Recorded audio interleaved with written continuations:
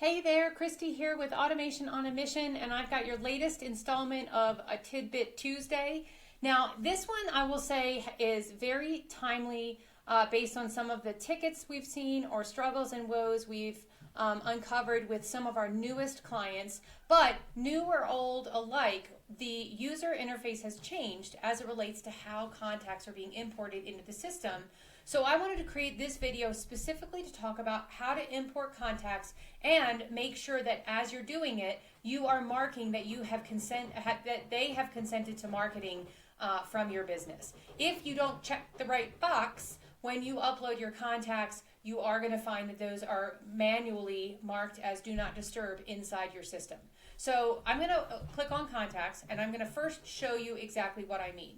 So when I click on Amber's contact record inside our demo account, and I scroll most of the way down to the bottom here, I've got an area that says DND channels. DND stands for Do Not Disturb. Now, if I mark this box, it means that all of these channels are no longer accessible forms of communication. And because I did it myself, it's red. If a user does it, like you get an email, they get an email and they unsubscribe from your email, this is going to show up as essentially pink. It's like a shaded red.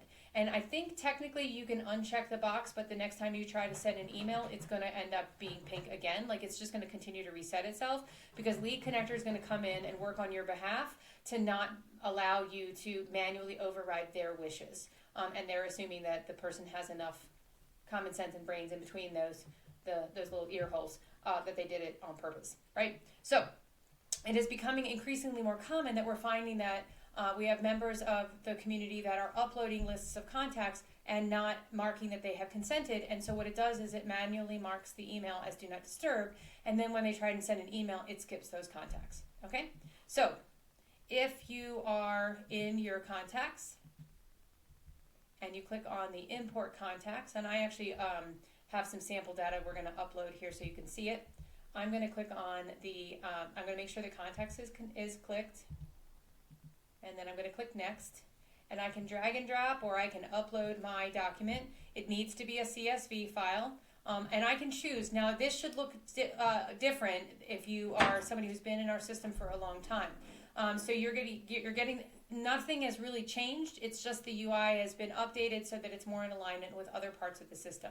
So we have the same choices. You want to create a list of contacts, you want to create an update, or do you want to update? So in our case, we're just updating because the contacts already exist. When in doubt, create an update. So what that means is if the contact doesn't already exist inside the system, it's going to create a new contact. If the contact does exist in the system, it's going to update the existing contact with any information, new information that's on the form. So let's say, for example, it's checking by email, and you can see here contact ID, phone, then email, but those settings are also in your business settings. So let's say, for example, here's a simple one. Let's say, for example, in your, when they filled out a form, they used lowercase letters for their entire name, which drives me crazy.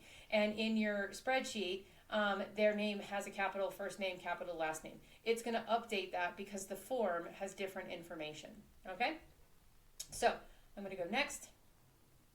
And on this screen here, if you've never done this before, you'll notice that some of them in this center column say that they're mapped, and there's one here that is not mapped. So if the header of your spreadsheet is, if it matches a field in the system, it's going to automatically map. If it needs a little help, then we can use that to, it might be a duplicate. Ironically, I literally exported a group from here. I can also say I don't want to map that and ignore it. Ignore, ignore, ignore, ignore, ignore, okay? And then if I'm ignoring certain fields, I'm going to click the button that says don't import data in the for unmapped column. So anything that has already been mapped, I'm going to import. Anything that's not, I'm ignoring. And then I'm going to click next. Now here's the part that's the most important.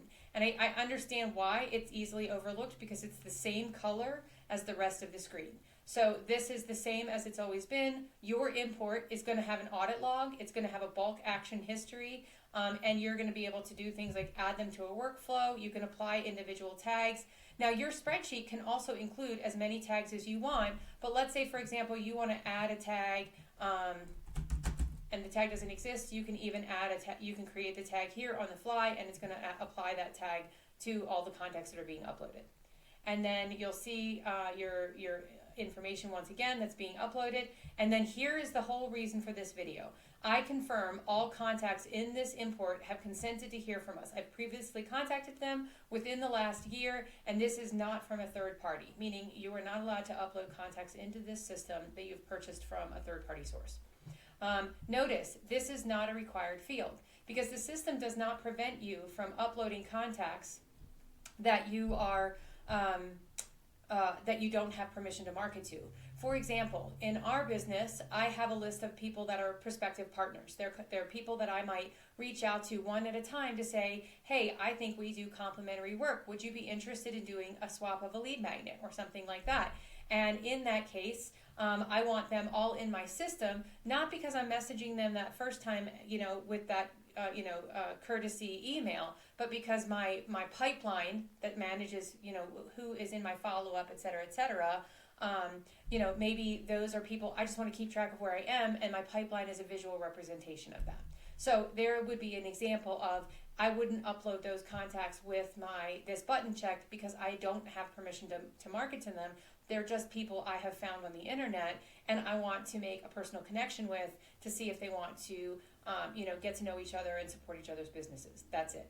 So once I have my list in, and they are people who I am allowed to market to, check the box, and then start your bulk import.